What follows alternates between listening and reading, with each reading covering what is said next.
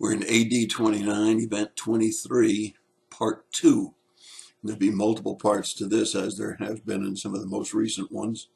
We're in Luke 16. We began in verse 1, went through verse 13.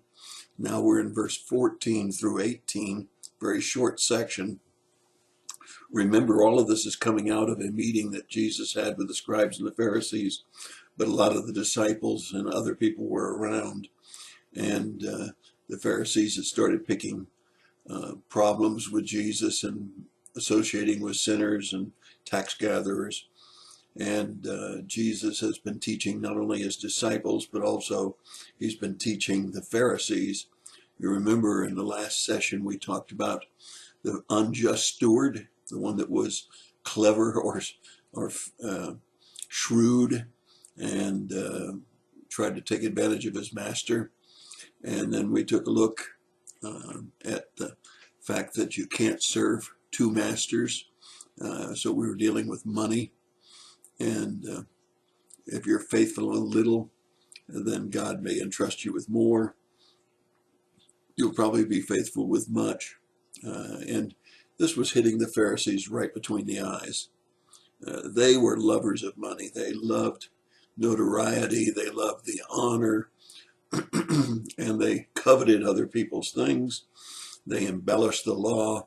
And certainly Jesus was dealing with the hearts of these Pharisees and scribes.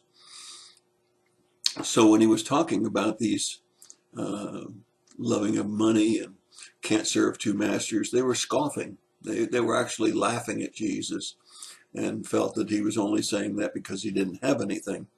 But he turns and talks directly to them. And he says, you justify yourselves in the eyes of man, but God knows your hearts. And he's telling them point blank that they've got wrong, evil hearts.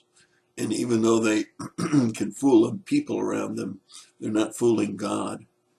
And so this is very, very interesting, because he says this is detestable in God's sight. You take the law of the prophets and you proclaim those until John came. And then since John, we've been dealing with the gospel of the kingdom being preached. But it's not to do away with the law and the prophets. It's to bring real light onto the prophets and the law. And Jesus was a master at bringing the real spirit of the law. And he again makes it very clear here, because he says, not one little mark of the law will be done away with. This is important, because he's not saying I'm doing away with the law, but he's bringing spirit to the law.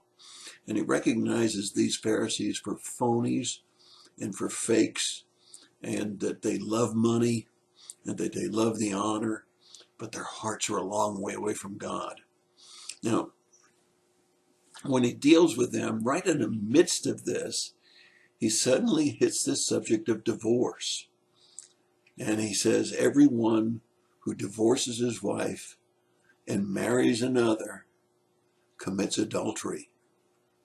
And he says, and anyone who marries someone who is divorced from a husband commits adultery.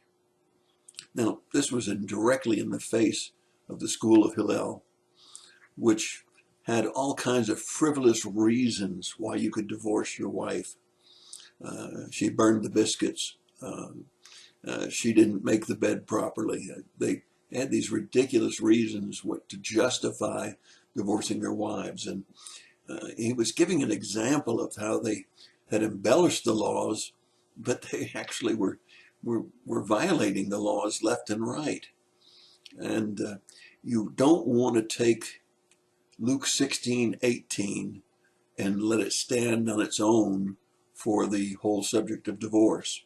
Where it's very important you go to Matthew 19, verses 1 through 12, where Jesus said that Moses granted divorce because of the hardness of man's heart. Now look, we could sit here and talk all night about abusive husbands, alcoholic husbands, drug addicted husbands. We could talk about infidelity and adultery that's being absolutely a cause that's acceptable for divorce because of the hardness of the heart. Bottom line is, when we take our vows, we're supposed to take those seriously, and that's on both sides, men and women. And we're to try with all of our strength to maintain those marriages. And many of my close friends have done that and still were forced into a divorce. And so it's very, very important for us to remember that Jesus brought spirit to the law and not just black and white law. And God knows the hearts of those that divorce. He knows whether or not there's legitimate reasons for divorce. He knows whether or not people have been unfaithful in committing adultery. He knows that it's awfully hard for anyone to forgive and to set aside that unfaithfulness when we've committed ourselves in a marriage ceremony to be faithful until death doeth part.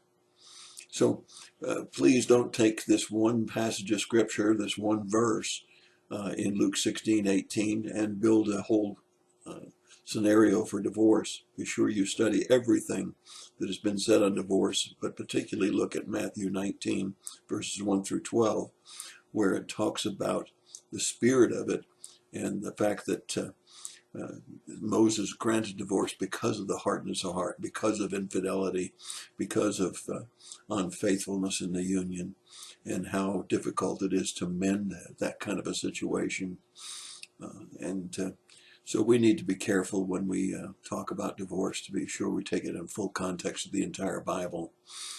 But here again, Jesus' major point to the Pharisees are that they loved money, they loved attention, they coveted other things, and while they're scoffing at him, it's because they may have convinced man outwardly that they're righteous, but Jesus is clearly telling them, but God knows your hearts. He knows you're a bunch of phonies, a bunch of fakes, and that you're not righteous in the heart.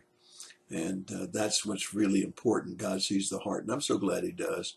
So many times in this earth we can get misrepresented or misunderstood, but God sees our heart. And if you have a pure heart before God, you have nothing to worry about. If you're just trying to please man and you're putting on a front for man, look out. You're just as phony as the Pharisees and the scribes. And that's my thought for the day. God bless you and have a great day.